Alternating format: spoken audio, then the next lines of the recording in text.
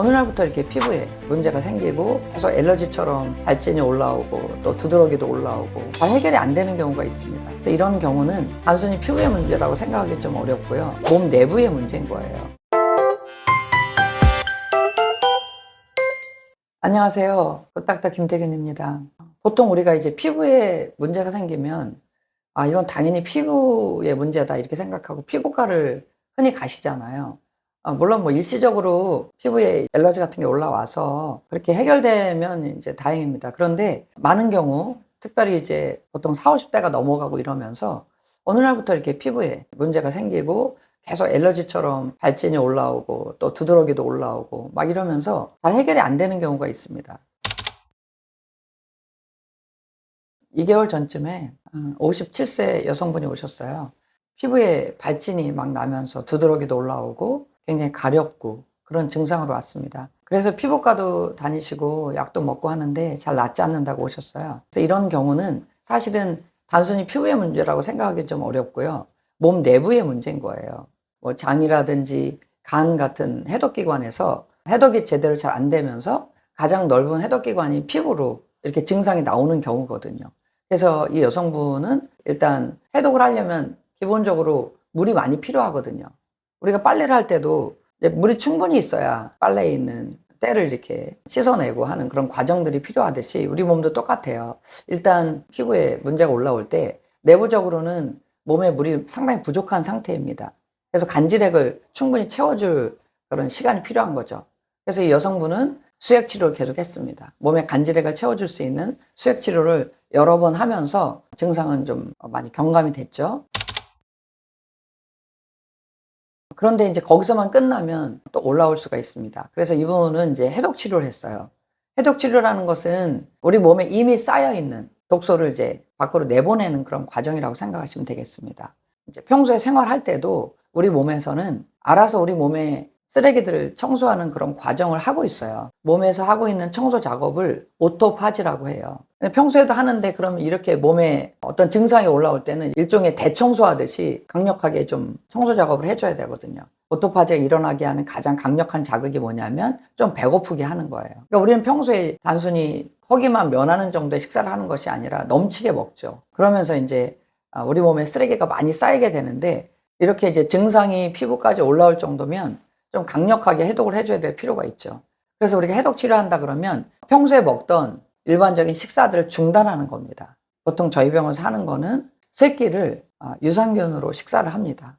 실제 유산균 제품과 보통 물이나 두유에다 말아서 먹어요. 그렇게 하면서 간질의 공급을 위해서 국을 한 대 좀 먹죠. 이게 한 끼 식사인데 이렇게 식사를 아주 간단하게 하게 되면 여러 가지 우리 몸에 변화가 일어납니다. 일단 유산균으로 식사를 하게 되면 장 안에 빠른 시간 내에 유익한 균이 많아지게 되죠. 장 속에는 유익균과 유해균이 있습니다. 그리고 대다수의 중간균이 살고 있어요. 대부분의 현대인들은 유해균의 비율이 굉장히 많습니다. 그런데 이렇게 유산균 식사를 하게 되면은 대다수의 중간균들은 이렇게 센 쪽으로 붙거든요. 이 중간균은 유해균 쪽에 붙어서 유해균의 세력을 아주 키워놓은 상태입니다. 그런데 짧은 시간 안에 우리가 유산균 식사를 하면서 유익균이 많아지게 되면 이 대다수의 중간균들이 어디로 가냐면 유익균 쪽으로 붙게 돼요. 빠른 시간 내에 장내 환경을 유익균이 우세한 쪽으로 바꾼다. 이런 장점이 있습니다. 또 그에 따른 장점이 있는데 뭐냐면 우리의 식성이 바뀌게 돼요. 유익균과 유해균은 생명체이기 때문에 반드시 먹이를 먹게 되거든요. 유해균이 좋아하는 먹이와 유익균이 좋아하는 먹이가 달라요. 근데 유해균들은 주로 이제 기름기라든지 그러니까 뭐 튀김 같은 거 좋아하게 되고요. 그 다음에 뭐 밀가루라든지 단 거라든지 이런 걸 주로 땡기게 됩니다. 그런데 유익균들은 뭐 야채라든지 담백한 거 그런 좋은 음식들이 자꾸 땡기게 되고 그럼 그런 음식을 먹으면은 이건 유익균에 계속 먹이를 주는 셈이 돼버리니까 좋은 환경을 계속 유지하기가 쉽죠. 유산균 식사를 한 5일 정도 이렇게 하시고 마지막 1박 2일 동안 이제 간 청소를 하게 됩니다. 간 청소할 때는 이제 4, 5일 동안은 거의 과식을 하지 않고 소식을 했고 기름기라든지 고기 같은 걸 먹지 않습니다. 거의 담즙을 많이 쓰는 일을 하지 않도록 한 거죠. 담즙을 충분히 모아놓은 상태에서 마지막 1박 2일 동안 기름과 짝즙 주스를 가지고 한꺼번에 이제 많은 양을 먹게 됩니다. 그러면 그동안 쌓여있던 담즙이 한꺼번에 확 쏟아지면서 콜레스테롤 담석들이 많이 나오게 돼요. 간에 막혀있던, 간의 청소길이라고 할 수 있는 간 내 담도를 막고 있던 콜레스테롤 담석들이 대변으로 많이 나오게 됩니다. 그러면서 막혔던 담도가 많이 열리게 되죠. 해독에 큰 효과들을 보게 되는 것입니다. 해독을 하면서 국을 한 대접씩 먹거든요. 물론 뭐 고깃국이라든지 기름기가 있는 그런 국을 먹으라는 것은 아닙니다. 주로 이제 뭐 된장국이라든지 미역국이라든지 뭐 콩나물국이라든지 뭐 이런 것들을 주로 먹게 되는데, 이 국을 먹게 되면은 간질액을 공급해주는 그런 효과가 있습니다. 우리 몸에 간질액이 충분히 있어야만 해독을 하기가 쉽거든요. 또 한 가지 장점은 뭐냐면, 국을 먹으면 우리가 맹물을 많이 마시면 사실은 허기가 가시질 않아요.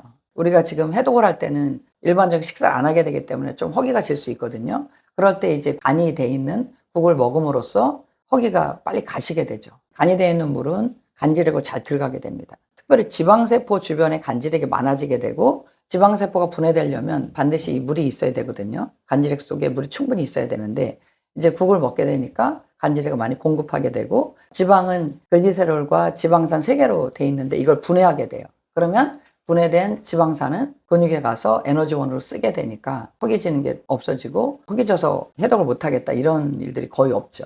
그래서 이제 너무 배고프지 않으면서 동시에 몸에 오토파지 현상이 활발하게 일어나게 해서 우리 몸에 지방은 빠지게 되고요. 몸의 독소를 빨리 밖으로 빼주는 그런 역할을 하게 됩니다. 앞서 말씀드렸던 57세 여자 환자 같은 경우는 해독을 한 5일 하시고 마지막으로 간 청소를 했습니다. 간 청소를 했더니 변기에 콜레스테롤 담석이 많이 나왔다고 합니다. 그러면서 몸이 가벼워졌을 뿐만 아니라 피부 증상들이 좋아지게 됐죠. 왜냐면 내 몸 내부에서 해독이 잘 안 돼서 지금 피부로 나온 거였는데, 내부에서 해독이 잘 되고 나니까 굳이 피부까지 나올 필요가 없었잖아요. 그래서 이제 이분은 두드러기라든지 발진이 올라와서 가렵고 이런 증상들이 없어졌고요. 활력이 생기고 혈색이 좋아지고 지방이 많이 빠지면서 몸매도 더 좋아지고요. 뭐 일석삼조, 4조 정도의 효과를 얻을 수가 있습니다. 보통 이렇게 한번 해독을 하고 나시면 몇 번 반복하시는 게 좋거든요. 그래서 이제 지금 2차 해독을 하려고 준비하고 계시고요. 여러분, 피부 증상이 나왔을 때 이것을 단순히 피부의 문제다 이렇게 생각지 마시고, 내 몸 안에서 독소가 다 해결이 안 돼서 피부까지 나왔구나 이렇게 생각을 하셔야 됩니다. 그래서 이제 내부를 해결해 주게 되면 자동적으로 원인이 해결되니까 피부는 좋아지게 되는 거죠. 이제 생활을 하시다가 예전에 안 그랬는데 몸도 많이 피곤하고 또 피부에 자꾸 뭐가 나고 뭐 가렵고 이런 증상들이 생기신다면 해독 치료를 하시는 것을 권합니다.